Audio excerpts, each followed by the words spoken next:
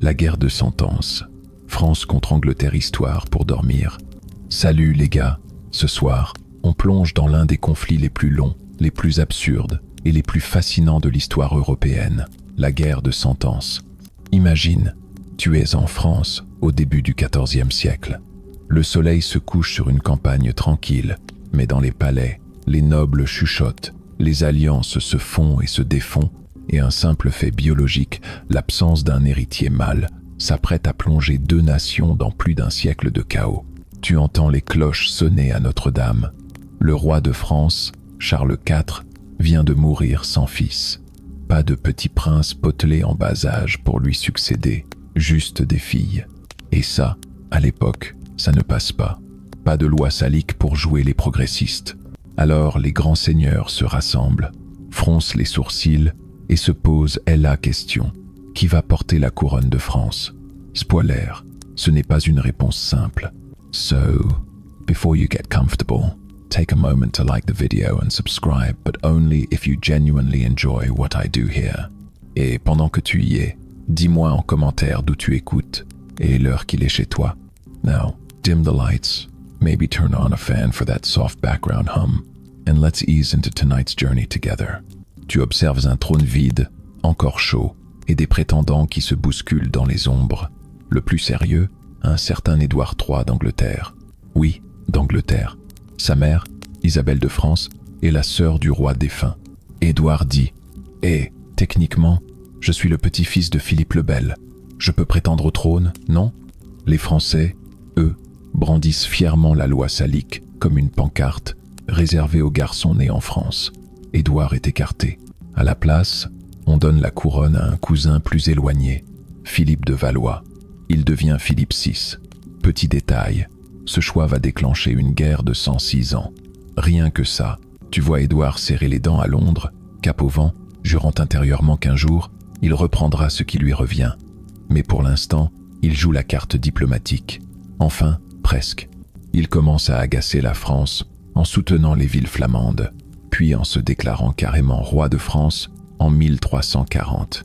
Un peu comme si ton cousin t'interdisait l'accès à la maison de famille, alors tu mets une pancarte « Maison de moi maintenant » sur la porte.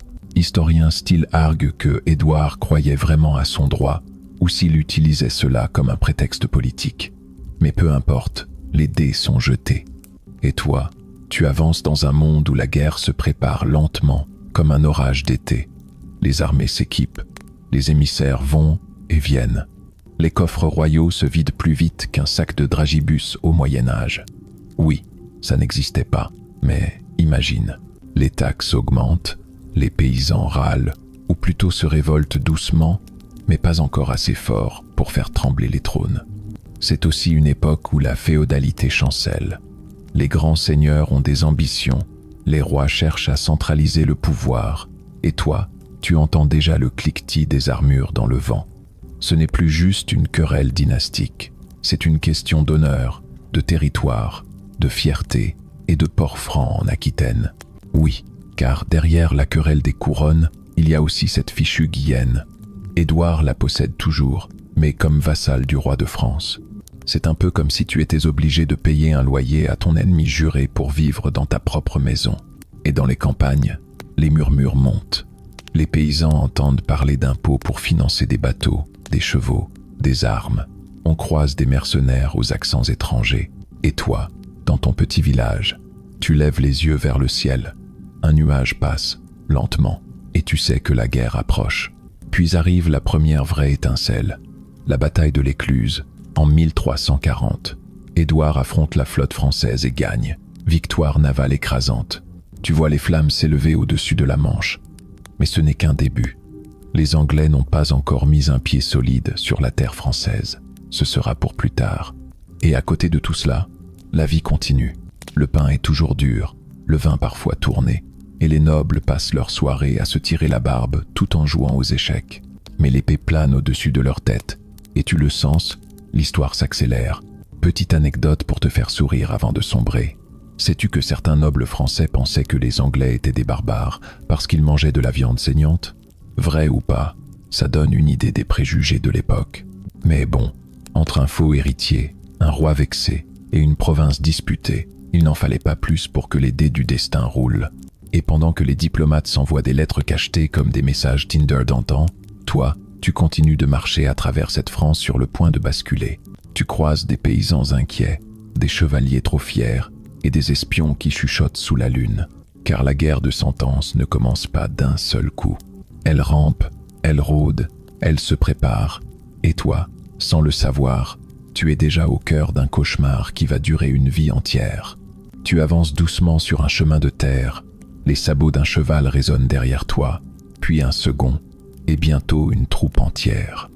Ce sont des hommes d'armes, le haubert brillant, la visière levée, qui plaisantent à demi-mot.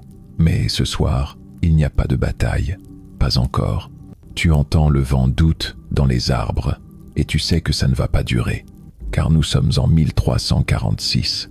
Édouard III a enfin débarqué en France avec ses troupes, pas pour visiter les vignobles, pour frapper fort. Il remonte la Normandie, brûle les villages, saccage les terres. C'est ce qu'on appelle une chevauchée, une technique bien pratique, détruire tout ce qui pourrait nourrir ou soutenir l'ennemi. Toi, tu longes les routes noircies, l'odeur âcre des récoltes brûlées te monte au nez. La guerre ne fait pas que tuer à la femme, elle pousse à fuir. Et puis, tu arrives à Crécy, un champ, des collines, un ciel lourd d'orage. En face, l'armée française, 3 fois plus nombreuse. Elle fonce, elle a confiance, trop confiance peut être. Toi, tu recules d'un pas, et là, silence, le sifflement, les flèches, les archers anglais, postés sur les hauteurs, décochent des volées entières. Des dizaines, des centaines de flèches s'abattent comme une pluie acérée. Les chevaliers français tombent, piétinés par ceux qui arrivent derrière. C'est un carnage, mais un carnage à distance.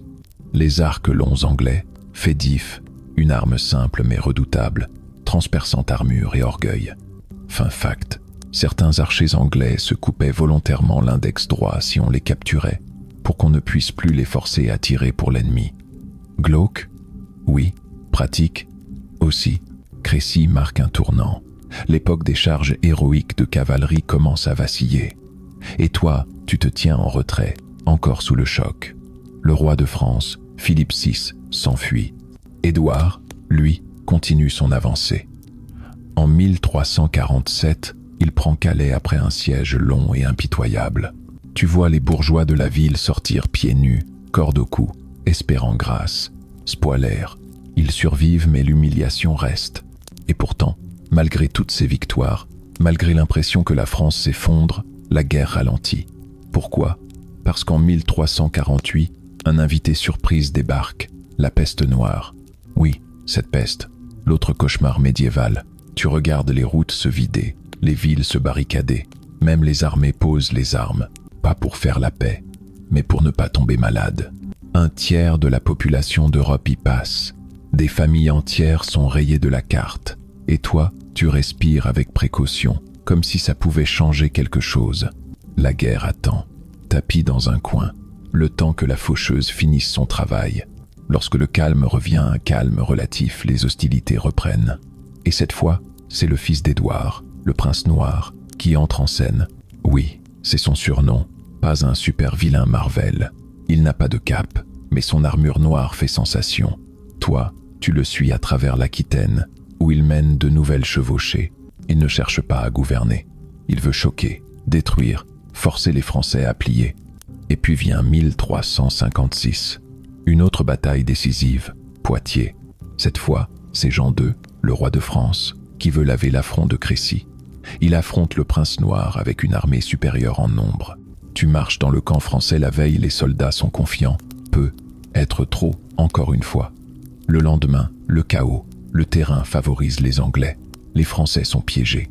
Et, clou du spectacle, Jean II est capturé. Oui, le roi de France est pris comme un simple prisonnier. Il sera emmené à Londres, traité honorablement, mais gardé bien au chaud. Les Anglais exigent une rançon astronomique. Tu imagines la scène. Un roi derrière les barreaux dorés d'un palais anglais, recevant des invités, jouant aux échecs, attendant que son pays paie sa liberté. Les négociations qui s'ensuivent sont un cirque.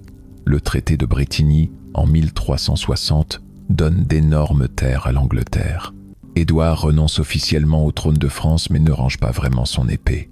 Et Jean II revient en France. Triomphalement? Non. Le pays est ruiné, ses enfants affamés, et les campagnes infestées de bandits appelés grandes compagnies, des soldats sans maître, errants et pillants. Oui, c'est un peu comme si la guerre avait laissé la porte ouverte à une armée de freelance du chaos. Historiens style argue whether le traité de Bretigny était un vrai tournant vers la paix ou juste un pansement sur une plaie infectée. Car, devine quoi? La guerre recommence. Jean II meurt. Son fils, Charles V, surnommé le Sage, monte sur le trône. Plus cérébral que ses prédécesseurs, il comprend que la guerre ne se gagne pas toujours à coups d'épée. Il reconquiert doucement les territoires perdus, non pas par grandes batailles, mais par guérilla, alliance et ruse. Et toi, tu marches dans une France qui retrouve espoir, lentement. Les Anglais perdent du terrain, mais ce n'est pas fini. Le prince noir meurt, Édouard III aussi. Les deux grandes figures anglaises de la première moitié du conflit disparaissent. La génération suivante hérite d'un conflit devenu institutionnalisé. Plus de 40 ans se sont écoulés. La guerre est devenue un mode de vie. Et toi, tu sens que les temps changent, que les cloches sonnent différemment. Mais les blessures sont loin d'être refermées. Une France divisée, une noblesse fracturée, une population épuisée. Et au loin, dans un coin perdu de Lorraine, une petite fille entend des voix. Mais ça, c'est pour la suite. Tu marches dans les rues étroites d'un Paris méfiant. Les pavés sont mouillés, l'air est lourd. Quelque chose cloche, mais tu ne sais pas encore quoi. Les gens chuchotent, évitent ton regard. Et puis, une rumeur. Pas une rumeur de guerre, non. Une rumeur sur le roi. Charles VI, oui, le fils du sage. Sauf qu'il n'a hérité ni de la sagesse, ni de la chance. Il est jeune, beau, couronné dans l'euphorie. Mais très vite, tu sens les fissures. Il entend des voix, parle seul, oublie qui il est. Un jour, alors qu'il chevauche dans la forêt du Mans, il se retourne soudainement et massacre ses propres chevaliers. Tu restes figé. Le roi est devenu dangereux. Et le peuple murmure. Le roi est fou. C'est officiel. La France est dirigée par un roi incapable, qui alterne entre crises délirantes et longs silences. Tu regardes les courtisans se chamailler autour de lui comme des vautours. Son frère, Louis d'Orléans, son oncle, le duc de Bourgogne, chacun veut le pouvoir. Chacun prétend protéger le roi. Résultat, une guerre civile larvée. Deux factions, les Armagnacs, pro-Orléans, et les Bourguignons, anti. Tu les vois s'affronter dans les rues, à coups d'épée, pendant que les Anglais observent et attendent. Ils n'ont même plus besoin de se battre. La France se détruit toute seule. Et c'est là, dans cette France éclatée, qu'entre en scène une jeune fille. Rien à voir avec les seigneurs couverts d'hermine. Elle s'appelle Jeanne, Jeanne d'Arc, une paysanne, analphabète, sans éducation militaire. Et pourtant, elle affirme que Dieu lui parle, qu'elle doit délivrer le royaume, qu'elle doit faire sacrer Charles VII à Reims. Tu es là quand elle arrive à Chinon. Le dauphin Charles est méfiant. Une fille, une prophétesse, une arnaque de plus. Il l'atteste, il se déguise, se cache dans la foule. Et pourtant, elle le reconnaît. Sans hésiter. Frisson. Elle gagne peu à peu sa confiance. Et en 1429, armée d'un étendard blanc, elle conduit une armée jusqu'à Orléans, assiégée par les Anglais depuis des mois. Tu la vois, sur les remparts, cheveux coupés courts, armure étincelante, criant des ordres. Elle est blessée, mais elle reste. Et miracle ou pas, les Anglais battent en retraite. Cette victoire enflamme tout un peuple. Les routes s'ouvrent, les forteresses tombent, et tu suis Jeanne jusqu'à Reims.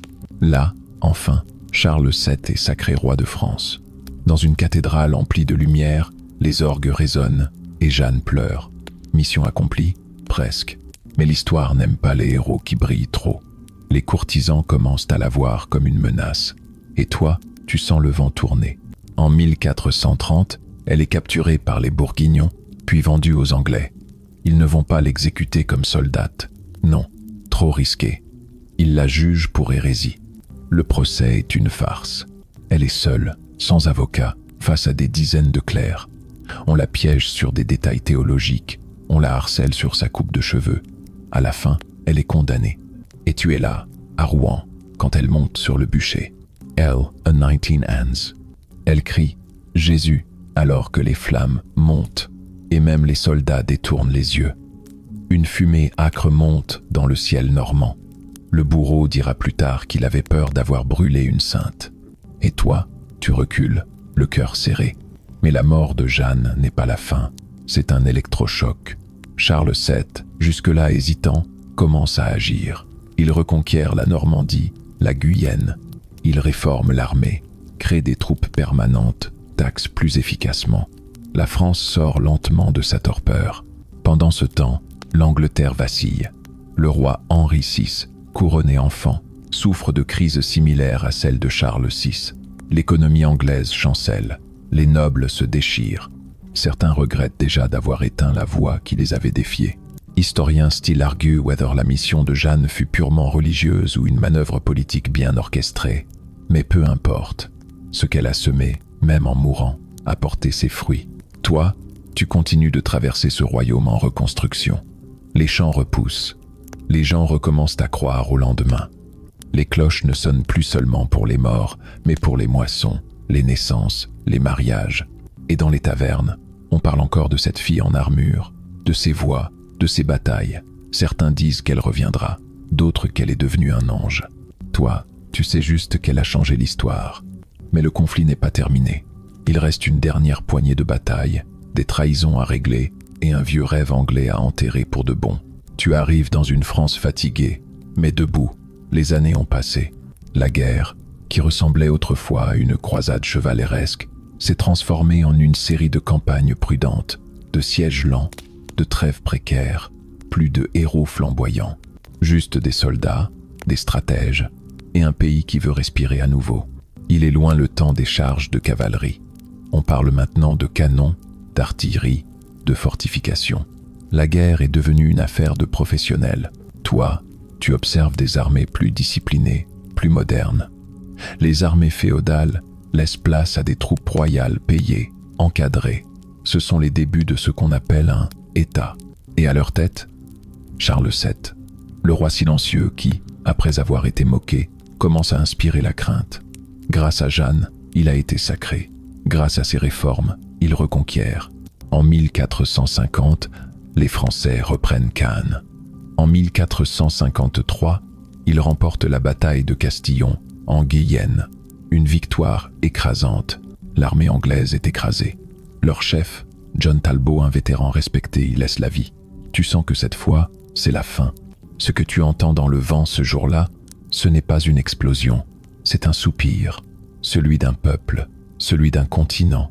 Presque 120 ans après la première revendication d'Édouard III, les Anglais sont chassés de presque toute la France. Ne reste plus que Calais pour quelques décennies encore. Et les Anglais, ils rentrent chez eux, pas en triomphe, non, ils rentrent dans un pays en crise. La guerre des Deux Roses commence peu après une guerre civile entre les maisons d'York et de Lancastre. Tu pourrais presque te dire que la guerre de Cent Ans ne s'est pas arrêtée, elle a juste changé de nom, changé de rive. Et toi, tu es toujours là. Tu traverses les villages reconstruits, les églises réparées. Tu entends les récits de bataille dans les bouches des anciens. Mais il y a aussi un silence nouveau, un silence de paix, fragile mais réel. Et pourtant, cette guerre laisse des traces, des villes détruites, des campagnes vides, une noblesse appauvrie, un peuple profondément marqué. Tu vois la langue française se répandre plus largement, car l'anglais, malgré son occupation, n'a pas réussi à s'imposer.